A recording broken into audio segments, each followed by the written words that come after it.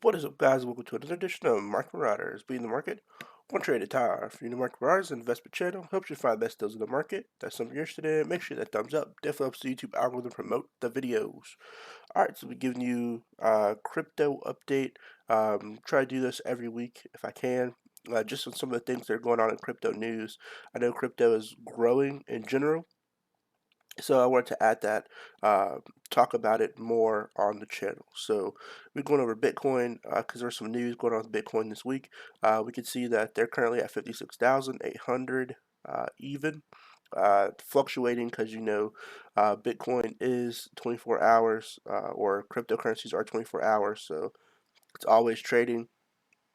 So if we look at it based on the chart, it is bullish. So moving average 10 line, which is this red line, is above the 50 and 100. So I would say it's still bullish at the current moment. It did dip down to this 51, 145, so that's probably a pretty good buying opportunity, but it wasn't there for long. Rallied back up instantly after that, but that 51 1,145 level was a pretty good level to buy in if you were able to jump in at that level. So some of the things going on this week. So a Chinese retailer who makes teas, a company called Urban Tea, actually said that they're going to be jumping into crypto mining. So a retailer of specialty teas and baked goods, they just recently appointed to or a new COO, and they said they're going to be expanding into crypto mining. So that just basically shows you the growth of crypto in general. That a tea company is going to be getting into crypto mining. I thought it was pretty crazy news when I heard it.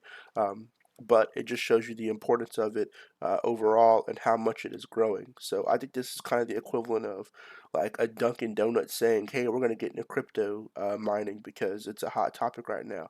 I'm not saying it's a bad idea. I hope that they're very profitable at it.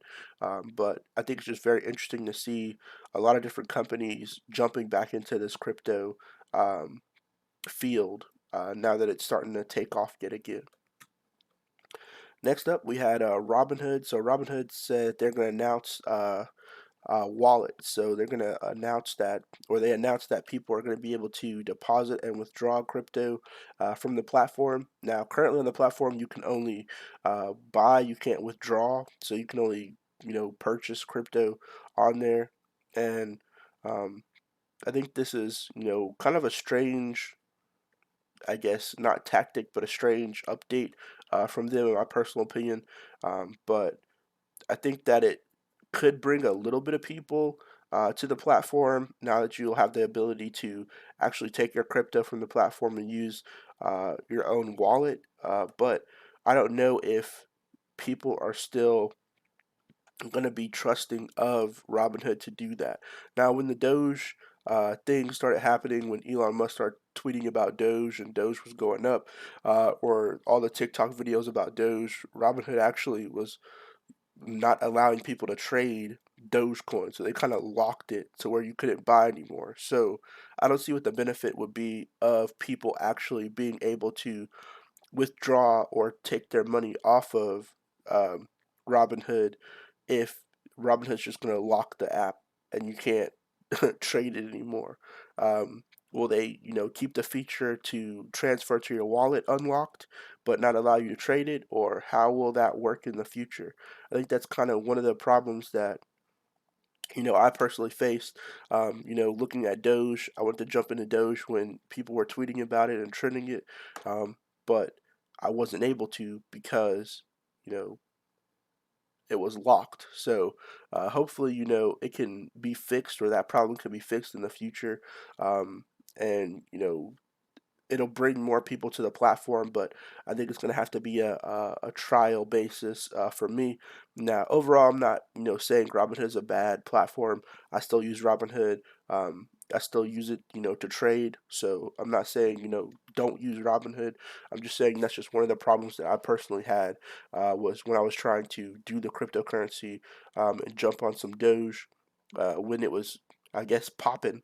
I couldn't jump into it, and I couldn't sell the ones that we currently had. So I think if they can fix that issue, then I feel like more people will jump into the platform, and be comfortable doing that. But if that's not fixed, then it may not be as beneficial to have people having access to their wallet to transfer it, because they're just going to go to another platform. There's no really real benefit from buying crypto on Robinhood compared to any other exchange that does crypto. Also, Elon Musk was kind of pretty active this week when talking about Bitcoin. So Elon Musk said Tesla's Bitcoin bet was adventurous enough for an S&P 500 company. Musk responded to Binance CEO who called out Musk's support of Dogecoin. Um, and he said he was surprised that Musk was an advocate to Dogecoin, which was created as a joke. So basically, people giving Elon some crap about him supporting Doge, but I do like his response to it. So on here, he said Tesla's action is not directly reflective of my opinion. Having a Bitcoin, which is simply less dumb for liquidity than cash, isn't adventurous enough for an S&P 500 company. So I think that response was pretty funny, in my personal opinion. But I do like the other response that he gave on here as well. He said, to be clear, I'm not an investor. I'm an engineer. I do not even own any publicly traded stocks besides Tesla. However, when fiat currency has negative real interest, only a fool wouldn't look elsewhere. Bitcoin is almost as BS as fiat money. The keyword is almost. So I think it's pretty funny to say.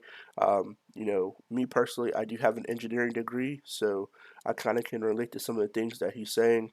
Um, you know, when it comes to investing, I think people kind of got out of hand with his tweets. It was like anytime he tweeted something, people just bought more and more of it. So he would, put an emoji or something, or a GIF about Dogecoin or something, and then people just buy, buy, buy. He is not an he is not an investor, so I don't understand why people jumped on it because he was tweeting it out. Don't really understand how that correlated, but it seems like the people who benefited from that aren't really the ones that I'm seeing complaining about it. It's like the industry people who didn't jump onto it, who didn't make profits, are kind of like the ones who are behind the complaints. So very interesting, uh, overall to see how that's going to be developed. Overall, I think Elon Musk's a pretty good businessman. I think he knows what he's doing. I think he's like multiple steps ahead of most people. So I think, uh, he's not dumb in the sense that he doesn't know the repercussions of his tweets. Um, I think he knows the direct correlation between it, and sometimes may just do it just for entertainment purposes. But when people take it out of context, and it changes markets, and people jump on it, and it's fluctuating different markets, and people are like, "Oh, you're affecting." You know, the markets, or you're the reason why this currency is what it is. I really don't think that that much pressure should be applied to one person, just for the simple fact that sometimes people like to have fun and joke, and if you can't do a joking thing without it being taken seriously, people need to have outlets for entertainment. So I don't think his goal, in my opinion, was to have Bitcoin or to have um, all these other Doge coins and things like that shoot up to rocket levels. I don't think he was trying to manipulate markets at all. I think he was just joking around, in my opinion. With regards to the putting 1.5 billion on uh, Bitcoin, I think that was a very good market move for the company as a whole. But you have to think Elon Musk is just one person. He has a board of directors who votes on these things as well. He's just really the face of the company. So I think that move came from higher up, more higher than him. Just that because he is the face of the company, he kind of got the backlash from it being a good or bad decision in some people's eyes. So I do agree, with him defending himself on some of these, but I think it's interesting to see that like he's becoming the face of these different cryptocurrencies, even though they've been around for like a long time before.